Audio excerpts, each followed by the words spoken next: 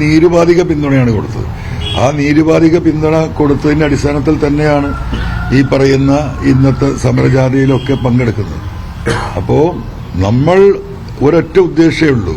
കാരണം എന്റെ ഒരു നിയമസഭാ സാമാജികത്വം ജനങ്ങൾക്ക് സമർപ്പിച്ചതുകൊണ്ട് ഇവിടെ ഒരു വലിയ മാറ്റത്തിന്റെ ഒരു തുടക്കം, പിണറായിസത്തിന് ഒരു അറുതി, ഈ പറയുന്ന ഫോറസ്റ്റിന്റെ നിയമ ഭേദഗതി എന്തുകൊണ്ടാണ് പിൻവലിച്ചത്?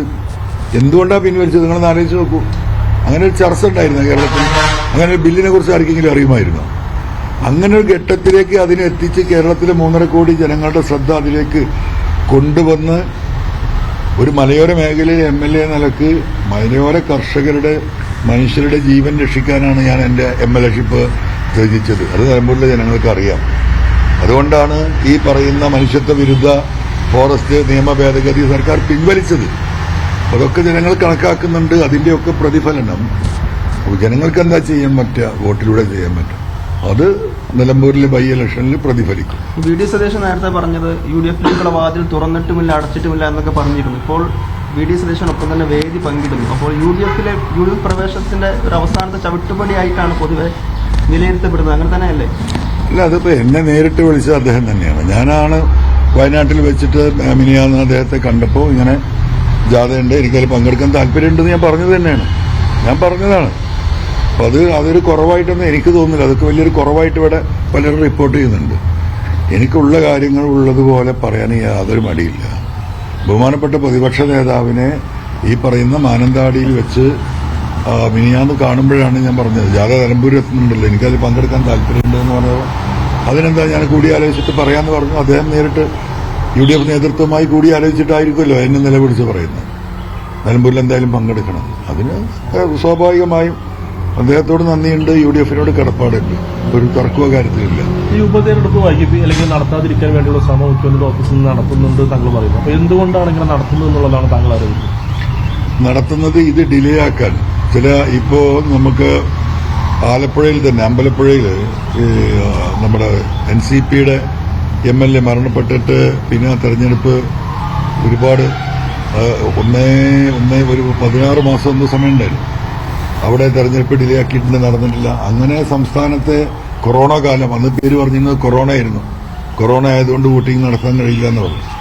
അങ്ങനെ വ്യത്യസ്ത കാരണങ്ങൾ കൊണ്ട് വ്യത്യസ്ത സംസ്ഥാനങ്ങളിലെ ഉപതെരഞ്ഞെടുപ്പുകൾ നടത്താതിരിക്കാൻ വേണ്ടിയിട്ട് ഭരണകക്ഷിയും തെരഞ്ഞെടുപ്പ് കമ്മീഷനും ഒക്കെ ആലോചിച്ച് ചില ഗൂഢാലോചന രാജ്യത്തിന്റെ പല ഭാഗത്തും നടന്നിട്ടുണ്ട്.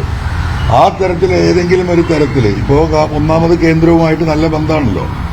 RSS ആണല്ലോ സംസ്ഥാനം ഭരിക്കുന്നത്.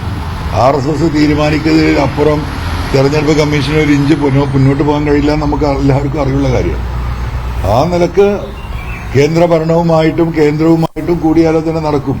സ്വാഭാവികമായിട്ടും വരാനിരിക്കുന്ന 2026 തെരഞ്ഞെടുപ്പിലെ ഇവിടുത്തെ മുന്നണി എന്ന് പറയുന്നത് ഈ പറയുന്ന RSS BJP-യും CPM-ഉമാണ് എന്ന് ആളുകൾ ഇപ്പൊ പച്ചയായി ആളുകൾക്ക് മനസ്സിലായി തുടങ്ങി. അപ്പോൾ സ്വാഭാവികമായിട്ട് ആ തെരഞ്ഞെടുപ്പിൽ അവർ ഒരുമിച്ച് നീങ്ങാൻ തീരുമാനമെടുത്ത് മുന്നോട്ട് പോകുന്ന സ്ഥിതിക്ക് ഈ തെരഞ്ഞെടുപ്പ് CPM-ന് ദോഷം ചെയ്യുമെങ്കിൽ ആ തെരഞ്ഞെടുപ്പിനെ നടത്താതെ എഴുതി കൊടുക്കേണ്ട ഉത്തരവാദിത്തം ആർക്കാണ്? RSS-നും BJP-ക്കുമാണ്. ആ നിലക്കുള്ള ഡിസ്കഷൻസ് നടക്കുന്നുണ്ട്. നമുക്ക് നോക്കാം. താങ്കൾ ഇന്നലെ ലീഗ് വേദിയിലെത്തി, ഇന്ന് UDF-ന്റെ വേദിയിലേക്ക് വരുന്നു. PV അൻവറിനോട് UDF-ന് ഒരു അനുഭവപൂർണ്ണമായ സമീപനമാണ്. അതേസമയം തന്നെ മുന്നണിയിലെടുക്കുമ്പോൾ അത് തൃണമൂൽ കോൺഗ്രസിനെയാണല്ലോ, പാർട്ടിയാണല്ലോ എടുക്കേണ്ടത്. അപ്പൊ അതിൽ ഇച്ചിരി കോംപ്ലിക്കേഷൻ വരുമെന്ന് തോന്നുന്നുണ്ടോ ഒഫീഷ്യലി? എനിക്ക് അങ്ങനത്തെ ഒരു കോംപ്ലിക്കേഷൻ വരുമെന്ന് തോന്നുന്നില്ല. അതിനെന്ത് കോംപ്ലിക്കേഷനാണ്? ഇന്ത്യയിലെ ഇപ്പൊ തമിഴ്നാട്ടിൽ ആരൊക്കെയാണ്? ഇവിടെ CPM-ഉം കോൺഗ്രസും തമ്മിലുള്ള നിലപാട് എന്താണ്? നമുക്കെല്ലാവർക്കും അറിയാലോ. നിലമ്പൂരിൽ നിന്ന് 20 കിലോമീറ്റർ പോയ തമിഴ്നാട്, അവിടെ കോൺഗ്രസും CPM-ഉം ഒരുമിച്ചല്ലേ മത്സരിക്കുന്നത് എല്ലാ മണ്ഡലങ്ങളിലും. അങ്ങനെ എത്ര സംസ്ഥാന അടിസ്ഥാനത്തിൽ കാര്യങ്ങൾ നടക്കുന്നു. അതിലൊന്നും ഒരു വിഷയമില്ല. തൃണമൂൽ കോൺഗ്രസിനെ സംബന്ധിച്ച് ബഹുമാനപ്പെട്ട ദീദി മമതാ ബാനർജി പറഞ്ഞ ഒറ്റ കാര്യമുള്ളൂ, RSS-നെതിരെയും വർഗീയതക്കെതിരെയും CPM-ന്റെ കിരാത രാഷ്ട്രീയത്തിനെതിരെയും വിട്ടുവീഴ്ചയില്ലാത്ത പോരാട്ടം നടക്കണം.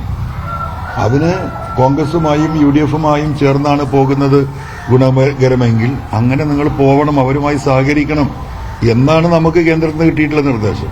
പിന്നെ അതിലെന്താ വിഷയം?